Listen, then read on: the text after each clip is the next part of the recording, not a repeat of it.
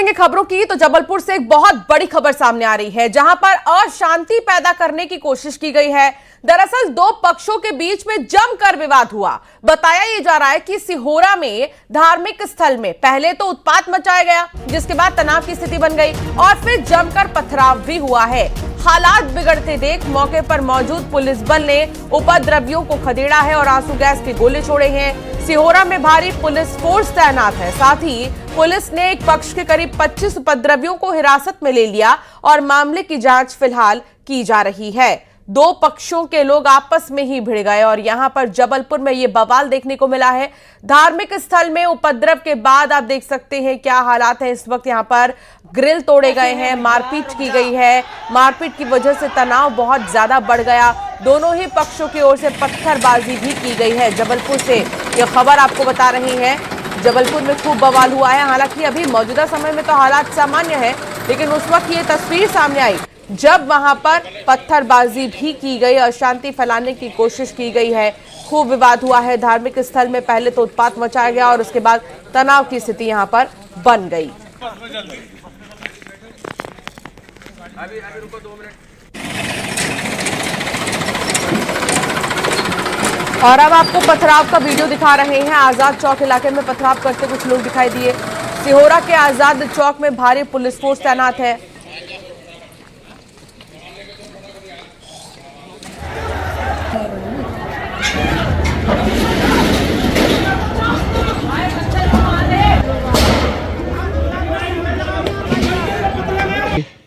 मस्जिद के गेट खुला और वहाँ से कम से कम 50 से 70 लोगों की भीड़ आई और वहाँ आकर गाली देने लगी कि करना क्या चाहते हो, मतलब बुरी बुरी गालियाँ देने लगी।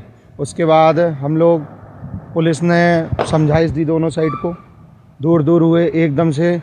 फिर मैं अपने मंदिर के अंदर आ गया। मंदिर में अंदर आने के बाद वहाँ से वहाँ खींचने लगे जो बाहर रह गए थे हमारी समिति के लोग। उनसे धक्का मुक्की करने लगे। जैसे हमारा एक स्वयं गुप्ता है, राम जी कहते हैं उसको, उससे गाली गलौज करके उससे मारपीट करने लगे।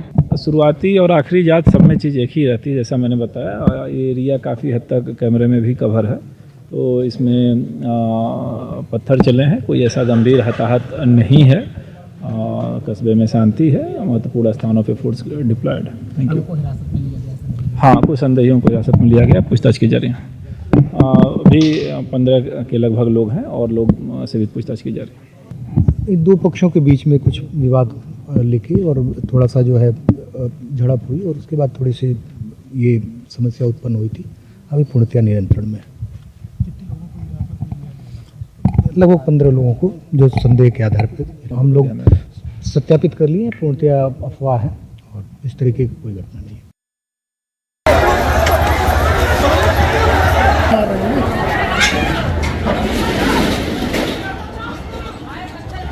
रात 9 बजे करीब जो है दोनों ही पक्ष आपस में ही भिड़ गए।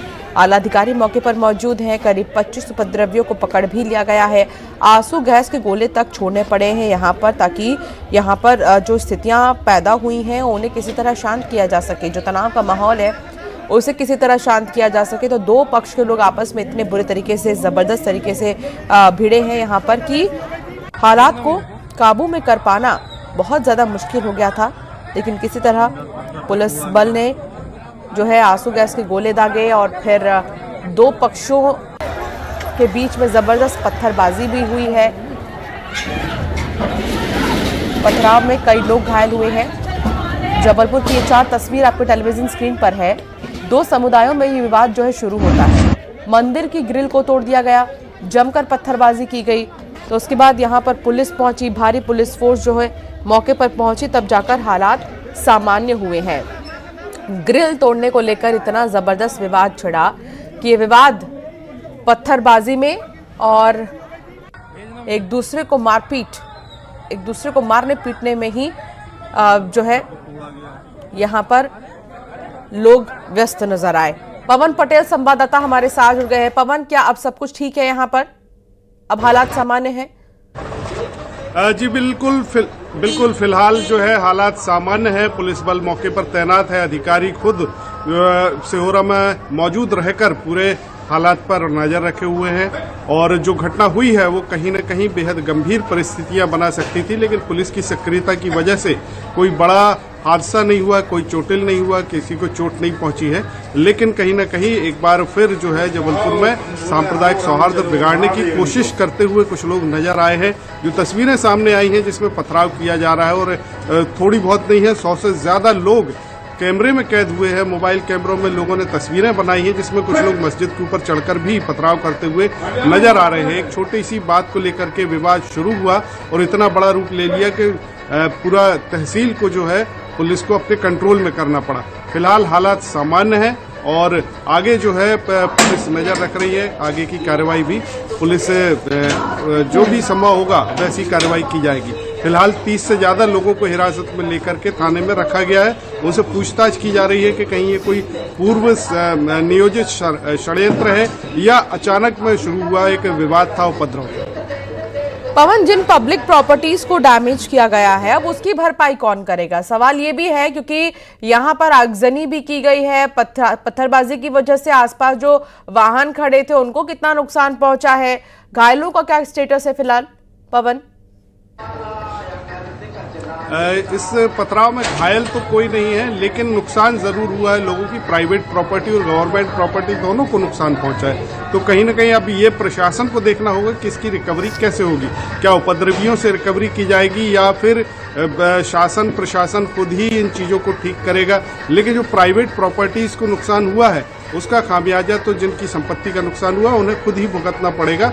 अब देखना होगा कि पुलिस और प्रशासन और शासन इस मामले में क्या कार्रवाई करता है, किस तरह से आगे की स्थितियों को नियंत्रण किया जाता है और आगे भविष्य में इस तरह की नौबत ना आए उसके लिए प्रशासन और शासन क्या करता है। पवन, क्या लोगों को चिन्हित कर लिया गया है और अभी गिरफ्तारी कितनी हुई है?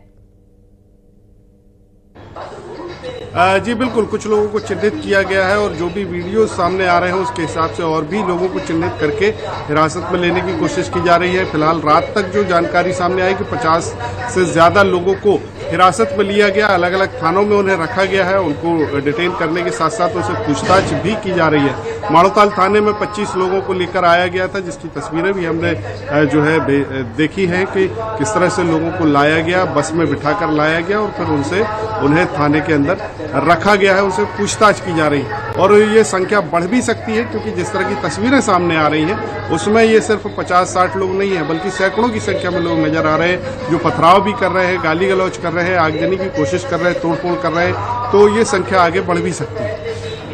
बिल्कुल, और यहाँ पर देखा जा सकता है कि किस तरीके के हालात बन गए थे पत्थरबाजी की वजह से। और इतना ही नहीं, पत्थरबाजी ही नहीं, तोड़फोड़ भी की गई है और ये बहुत चिंताजनक भी है। बहुत शुक्रिया पवन जानकारी साझा करने के लिए।